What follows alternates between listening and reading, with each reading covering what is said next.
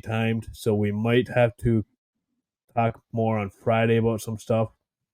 We are not going to get to the NFL playoffs today. There's just so much on the docket that we're not going to get there. So let's get started on all this.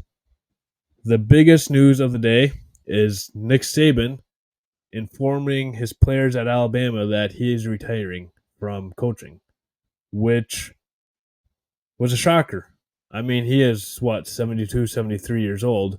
So, I mean, he's at that age, but like, there's just some people that you just can't imagine outside of college football. And Nick Saban is that type of person. Yeah, Uh, I was shocked too. I did not see this coming at all. I no, thought he was going to be there till he died. I thought they were going to have another Joe Paterno, kind yeah, of like Penn State. He's there till he's dead. yep, But yeah, this is quite a shocker. Especially when you texted that to me. I was like, no, you're kidding. And then I looked and yeah, no, Brandon was right. He's retiring, which was yeah, a huge shock to everyone. yeah. My phone gave me a notification from one of the sports apps I have on there, and ESPN or whatever says Saban is out or retired. And first thing I did was pulled out Messenger and messaged you like, dude, what the heck?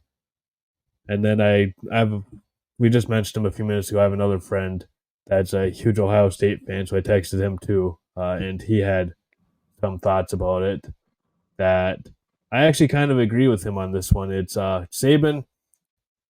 He doesn't like the new style of college football, according to this friend, on where it's basically paying the players, and now there's gonna be 12 teams in the playoffs, and with the whole realignment and stuff like that. He doesn't see how Alabama can continue being the absolute dynasty they've been for the last 10 years, especially with, again, the NIL and transfer portal and stuff like that. So he's not shocked completely by this news. To an extent, I agree with him just because, I mean, it is evening out college football, and the dynasty of Alabama is most likely, well, even before today's news, was on the way out. And now with this, it's definitely over. So Georgia, obviously the big winner here. Now that they don't have to worry about Alabama, really, I mean, there's still a lot of talent on Alabama's roster. Don't get me wrong. So the next year or two, I think Alabama might be okay.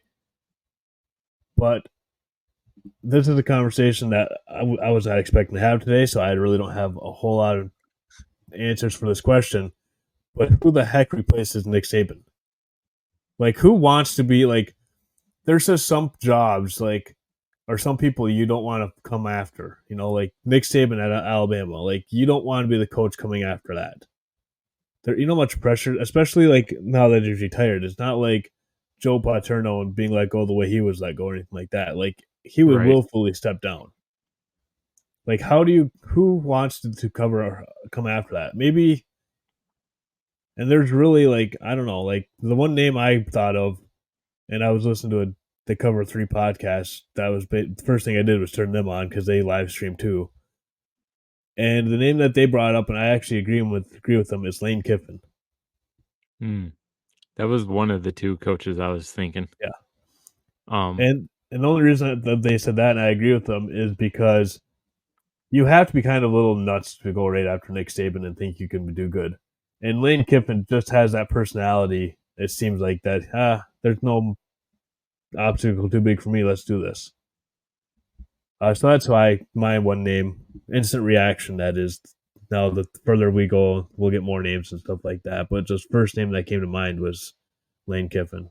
hmm The other one I thought of too, when you kind of asked me this question earlier, and until you brought up the NIL. So before the NIL, one of the names I said that would replace Nick Saban was a guy up a couple states. Used to be the wide receiver coach in Dabo Sweeney in Clemson. I know he's had connections there. He's always talked about being the coach there one day. But he's kind of like Saban with this NIL stuff. He's not really into dealing with that and the transfer portal and everything, the new era of college football that we're going to be seeing here. Yeah, Starting next, well, I guess this year technically, but um, that's going to be coming up this fall. So that's a question Alabama would have to ask themselves then if they go the Dabo Sweeney route. Do you want to basically not be part of the transfer portal? That's Right. basically what you're saying is, no, we can do this with just recruiting in high school, which there's nothing wrong with that. That's how, honestly, it should be done for the most part. Yeah. The transfer portal, I'm not against it, but like building your roster through it is kind of ridiculous too. Mm-hmm. So, but there's a lot of interesting times here in college football with this news. We're still waiting on Harbaugh up in Michigan. My gut tells me he's going to the NFL. Yeah. We'll talk about that. We'll probably talk about that at some point because there's a lot of NFL openings right now. So we're going to give our pick for who takes over each job. The first job